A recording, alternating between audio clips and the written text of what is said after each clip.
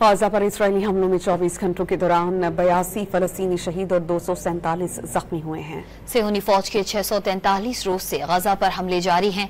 24 घंटों के दौरान शहीद होने वालों में इमदाद के मुंतजिर 9 अफराद भी शामिल हैं।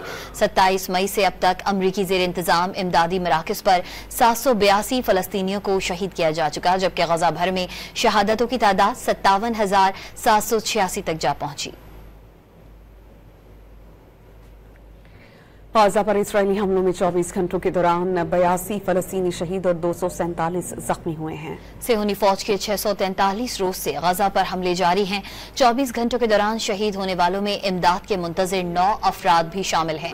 27 मई से अब तक अमरीकी जेर इंतजाम इमदादी मराकज पर 782 फलस्तीनियों को शहीद किया जा चुका, जबकि गाजा भर में शहादतों की तादाद 57,786 तक जा पहुंची।